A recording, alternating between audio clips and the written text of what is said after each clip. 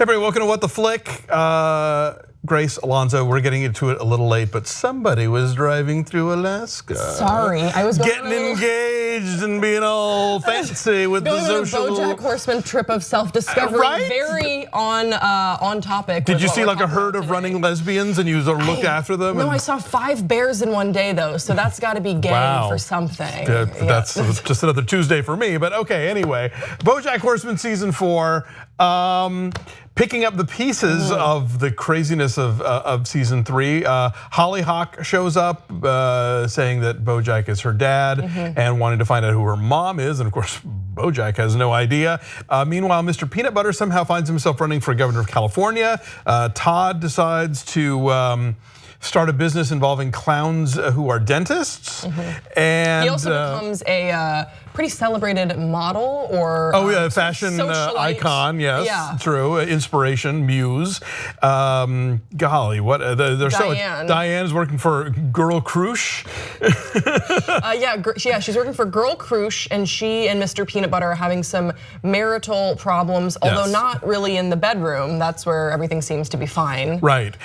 This is the season that kind of raises the whole notion of like, what children come out of these mixed species relationships? Because as we learn later, Hollyhock is not Bojack's daughter, but in fact his half sister, and so her dad's a horse and her mom's a human being. And this was something I had to explain to my girlfriend while we were watching, because she had questions about how the world works, and you just sort of have to go with it, set that aside, and don't focus on the world so much as you focus on the dynamic between the characters and the character development, which this show is so rich with. Yes, and we got another really heavy dose of that this season, season 4. I didn't think we could get much darker than season 3, and I will say that I don't think we got a standout underwater episode like we did in season 3. But I think we saw the characters grow and their motivations more acutely developed than we had in seasons past.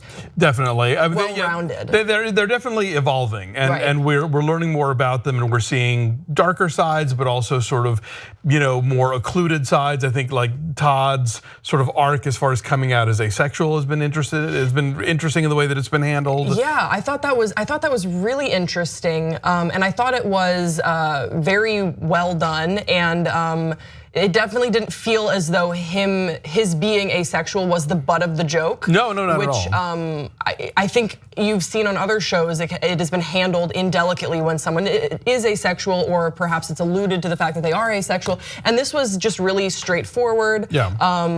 He talking about dating and different dynamics, and like even the support group could have been like an easy gag, and they don't. Yeah. They take it seriously. Like they did. I thought so. I really I liked what they did with Todd. They definitely gave him more to work with. He wasn't at all Bojack Horseman's sort of side guy or hype man this season. They were barely even together this season. Sorry, I was not checking email. I was trying to. Beatrice, I couldn't remember her name. The mom, that's where we get the really heavy shit this season, and I think her sort of flashback episode is kind of as you could tell they felt like, okay, we have to have an episode like the underwater episode where we like really pull out the stops, and I think that was the one where they were really going for something big, the way it kind of jumped back and forth in time, and but the whole Sugarman arc this season has been very telling about like where she comes from, and then how that impacted Bojack and turned him into the person that he is. Like it's one thing to give you these shows where the characters are complicated or difficult or fucked up or whatever, but this one I think is really trying to kind of connect some dots for you. Yeah. So I thought that was interestingly handled. All of the stuff about her was very revealing, from the way that her, from her mother's lobotomy to the to marrying Bojack's father as an act of rebellion, but then turning him into exactly what she was running away from, and then the way he just despises her but can't completely cut her off at the same time. I loved his whole mental process in where you see his self-loathing. Oh, when you see Bojack's portrayed, self-loathing, and then Hollyhock asks at the end of the episode, "That's just a silly teenage girl thing that I have in my head. That doesn't continue, right?" And then Bojack sort of in this moment of realizing, oh man, this is maybe hereditary. He says, no, it's, you'll grow out of it, even though he knows that she won't.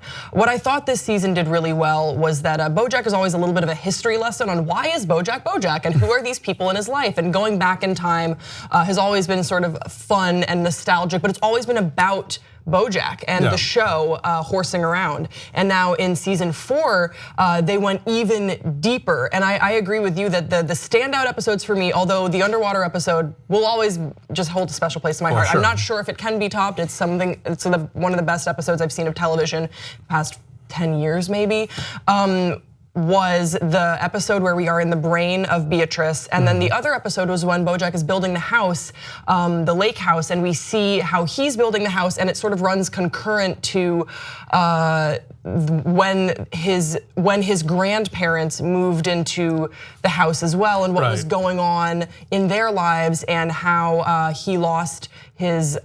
Would it be his uncle? Yeah, Beatrice's brother goes off to war. Beatrice's brother goes off to war and dies, and just establishing those family dynamics did make it a lot easier to justify some of Bojack's behavior, because that's always been something that's been a sticking point for me, especially when introducing someone else to the show. They'll say, this guy is an awful character. Also, he's a horse. What the hell are you making me watch? And I think that if you can make it through season 4, they really do a good job of contextualizing why he is the way that he is, and it sort of makes you think of the human condition within us all, and how everything that within our family history is ingrained in us in some way, shape, or form. All of the funny talking animal stuff in this show is such a camouflage for what is otherwise a really sort of impactful drama about messed up people, and of course most of them are in show business, but I mean, not most messed up people, I mean on this show, but most messed up people. Most people in show business are messed up. I don't know about most messed up people anyway, whatever, that's potato. But yeah, so I think that why does this guy act the way he does? Because he has been raised to believe that he is undeserving of love, by this monstrous mother. But then you find out where she's coming from, and so it's sort of like, yes, there is this cycle of damage and abuse, but at the same time, the cycle comes from people who were themselves damaged and abused. And so as much as you want to blame them and as much as you want to pin your problems on them, it's like they didn't have a chance either, because they came in turn from another family that did it to them. So we've talked a little bit about how Bojack was developed this season and how they sort of contextualized his behavior. How do you think they worked with the development of other characters? I'm thinking of Princess Caroline. I really liked her story arc, and I think of Diane and Mr. Peanut Butter as well. They were given a lot to work with this season. We saw more of them than it feels like in previous seasons. Yeah, I mean, I think they're really sort of, I don't know if more, but I think they're allowed to have more that has nothing to do with Bojack. Yes. Which is, that's what's interesting about an ensemble show like this, is that these characters are sort of allowed to sort of flourish elsewhere. So you have Princess Caroline like wanting this relationship with Ralph to work, wanting to have a kid, but obviously getting older, having a hard time physically maintaining a pregnancy. I thought the episode where he takes her home was fascinating. To the anti-cat holiday. That was one of the episodes that I laughed, I think, the most, because you do find yourself sort of like laughing, crying with Bojack, and that was a very funny, well done. Troubling at the same time episode, because you know what they're talking about. Exactly, yeah, that's like, when like a fundamentalist Christian bringing a Jewish girlfriend home or something like that. I thought that stuff was handled really well. The Diane and Mr. Peanut Butter dynamic is really fascinating, because on one level, I think they click really well as a couple, especially when you look at his past relationships. But on the other hand, they're not quite, like that whole thing of at the end where he makes her the bell room, I know. And I'm kind of on his side on that one. Like she, he did it with the best intentions and with wanting this to be a special thing for her, and she. But I also understand. I'm not totally blaming her either. Right. am more inclined to be on Mr. Peanut Butter's side, but I also really understand. I think it was very well written when she says, it was a fantasy, it belonged to me. And that is something that I think we can all relate to about fantasies. There are things that you sort of fantasize about. Wouldn't it be nice if you had this? And it just sort of keeps you going when things are bad. But if you had it, then what would you fantasize about? Exactly, So I think that was a well done dynamic. That last speech she has about "I'm tired of squinting" was just like. I know, and I think they need to break up the couple. I think they might. Yeah, that's sadly. But I don't necessarily know that I would want her to get with Bojack. Although I. Oh God, no! Nobody should get with Bojack. Nobody should get with, because look, to quote RuPaul, who played the termite queen this episode, if you can't love yourself, how the hell are you gonna love anybody else? Yeah, that's true. And speaking of RuPaul, they had a number of really excellent cameos, I felt, this season. One of my favorites was, of course, RuPaul. I'm a huge RuPaul fan, and when I heard his voice, it just made my the whole episode, and how he was the queen of the termites was just really perfectly played. I always love Jessica Biel. I don't know who they're in. Is that Jessica Biel? It is. It says it's Jessica Biel. I mean, unless she's voicing someone else, it says at the credits it's Jessica Biel. And I'm pretty sure that Zach Braff voiced himself as well. Yes, and so did Vincent D'Onofrio and several other people. Yeah. I forgot about Vincent D'Onofrio playing the early Mr. Peanut Butter, the early iteration of Mr. Peanut Butter. Before Mr. Peanut Butter got his show, sort of explained. He was playing the character. Vincent D'Onofrio was playing Mr. Peanut Butter's role, and Mr. Peanut Butter happened to be in the audience at the time. And that was so, that's what I mean. This show is very funny, and I think sometimes people get scared away because it deals with dark stuff, but to me, I think the balance is pretty even. I think what scares people away is that they're inclined to not take it seriously because, it's a funny animal show and he was on, Full House or whatever, and it's like, that's the top surface, and then you dig way deeper into other stuff going on. But I love the wordplay. Like, I love all the convoluted titles, like Courtney Portnoy. Yeah, all the Courtney Portnoy titles, and then they cap it off with, who knew Portnoy had so many complaints? I love all that stuff. And the idea that there would be fragrances called B-list and C-list. I love shit like that. Yeah. I did really enjoy this season. I wonder where they can go for a season 5. It seems like what they are leading us to believe is that Bojack is going to develop a sibling type relationship with Hollyhock. So now, since we can do spoilers since it's a television, Hollyhock turns out to be his sibling. Right. What we come to find is that Henrietta, who was a housekeeper for the Horsemans, had an affair with Bojack's father, and Crackerjack, yeah. And Hollyhock is their baby. And so even though she has 8 polyamorous dads, is that right? 8 polyamorous fathers who love her very much. She says, I'm not looking for a father, but I have never had a brother. And I think that's where we can see Bojack growing. Yeah. But and then also we'll have the whole, she's gonna track down the mother, and that's a storyline. Yeah, so I guess there's that storyline that they could continue. And Diane and Mr. Peanut Butter, I think it could be interesting to see Diane as single, because we've never known a single Diane. When the show began, she was seeing Mr. Peanut Butter. True. And then Princess Caroline as a mom. Right, and Todd and the Better Business Bureau lady, and they've set up a lot of directions for this thing to go. I gotta say, overall, season 3 was so strong for me, and I think so well put together, and had the underwater episode.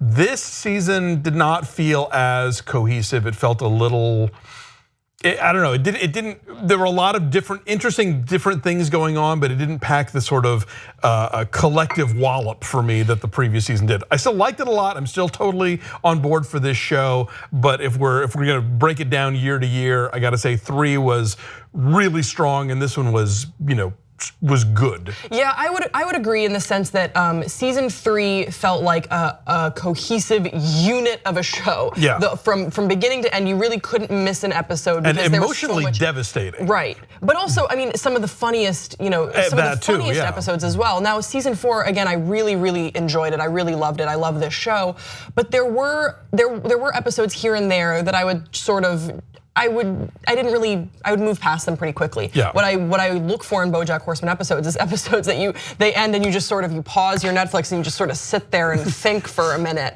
about what you you don't let it roll into the next one. Yeah. And there were a couple episodes that I sort of, I didn't skip over, but I almost like I skim watched. I wasn't as engrossed in what was happening. Maybe the stakes weren't as high. So I think what I'm looking for in season 5 is to get those stakes heightened up again.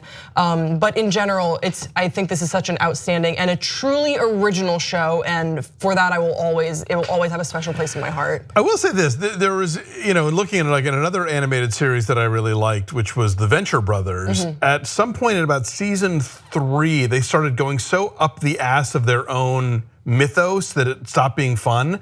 Whereas this show, I think, is finding new and interesting ways to look into character backstories and, like I said, letting characters thrive on their own and be interesting on their own without necessarily being tied to BoJack.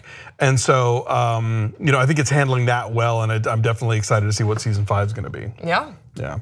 All right. So thank you all for watching. We'll be back next season. Next season. Whenever that is. Come back soon. Bye.